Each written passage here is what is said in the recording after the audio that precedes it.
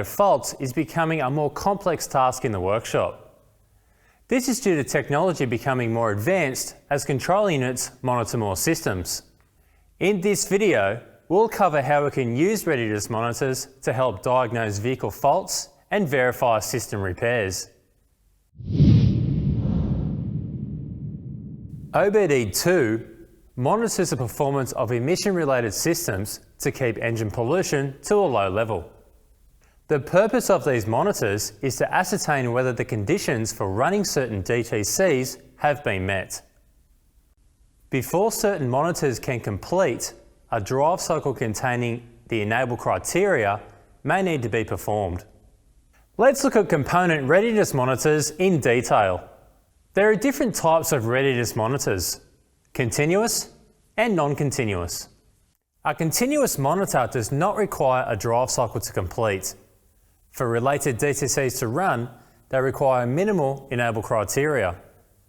Once the enable criteria has been met, they continuously loop.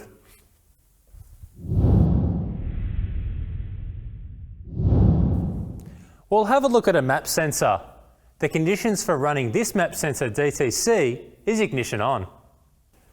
I'll disconnect the map sensor, turn the ignition on, and map sensor DTCs will be set. This component monitor will run continuously on each ignition cycle. Let's have a look at the readiness monitors. The component monitor is not complete. So why has this occurred? Clearly, ignition on will allow some DTCs to run, while others require additional enable criteria. The component monitor cannot complete unless all criteria has been met. Another example is a coolant temperature sensor. The condition for running this DTC is engine operating for a minimum of 1 minute. This allows the coolant temperature to stabilise before the DTC runs. I'll disconnect the coolant temp sensor and start the engine whilst monitoring the scan tool. As you can see, the DTC does not set for the first minute. Once all of the criteria for the component monitor has been met, the monitor will complete. You can now be confident that any DTC associated with this monitor will be running.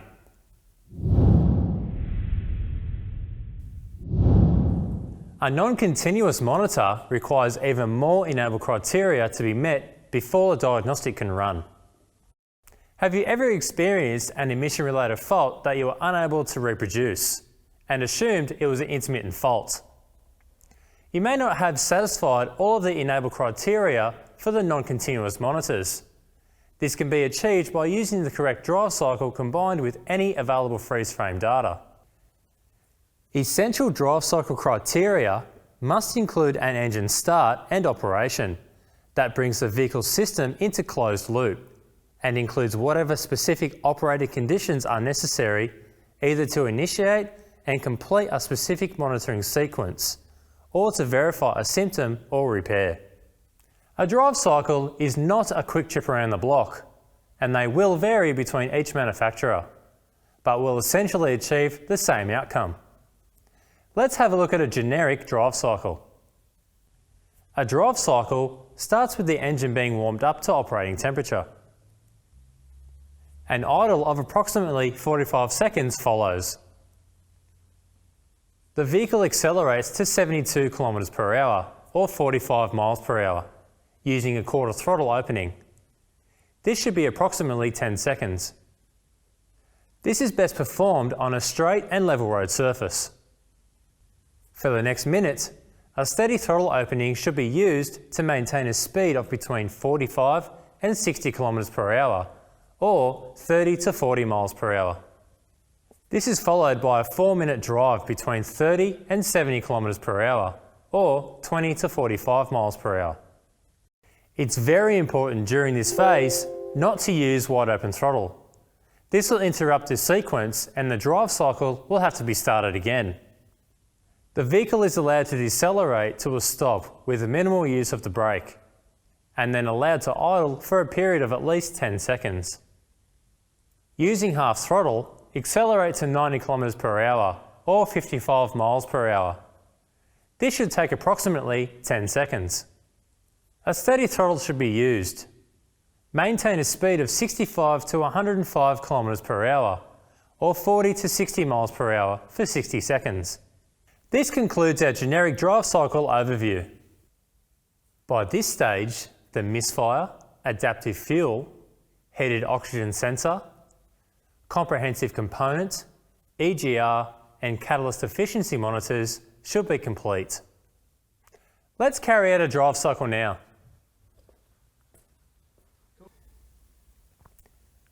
Let's review the readiness monitors for this drive cycle. As you can see, they are not all complete. The question is why? Let's take a closer look at our drive cycle. The misfire and adaptive fuel monitors are covered during the first 5 phases of the drive cycle. The heated oxygen sensor required closed loop and steady driving to complete. Comprehensive component monitoring and EGR require the same, with the addition of the deceleration phase. Catalyst efficiency monitoring requires a stint of higher speed driving to ensure that the catalyst is at optimum temperature. It's the catalyst efficiency monitor that has not completed. This occurred due to traffic conditions, as I was unable to hold a steady speed. Let's try this again, but this time we'll do it with an oscilloscope connected to both oxygen sensors. This will give us a visual description of the current events. The blue channel is connected to the upstream oxygen sensor, and the red channel is connected to the downstream oxygen sensor. We can see that just after the engine starts, the system enters closed loop, and the upstream O2 sensor is fluctuating rich to lean.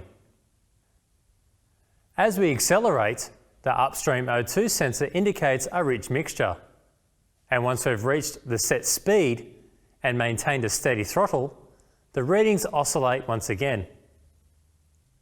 It's at this point the misfire, adaptive fuel and heated oxygen sensor monitors should be complete. During this cruising time, the ECM will not run the catalyst efficiency monitor. Decelerating to a stop and then accelerating using half throttle will complete the comprehensive component and EGR monitors. During this phase, injector shutoff is seen on the blue channel, indicated by a lean mixture or a low voltage. When we reach idle, the fluctuations start to run rich to lean, and as we drive off at half throttle, acceleration enrichment can be seen. The catalyst efficiency monitor requires a higher speed with a steady throttle. Once the set speed is achieved, the catalyst will be at optimal temperature. The ECM will now add enrichment pulses during this phase. After the enable criteria is met, the catalyst monitor should complete.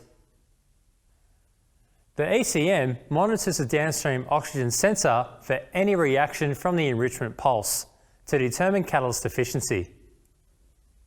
It's important to understand what's occurring during the drive cycle and to follow the phases accurately to achieve the desired result. Now that all monitors have been completed, including the catalyst efficiency monitor, we can be absolutely certain that the conditions for running the emissions-related DTCs have been met. Using the readiness monitors during diagnosis and after repair will ensure the issue is rectified. Remember, a drive cycle is not a real-own procedure. Thanks for watching.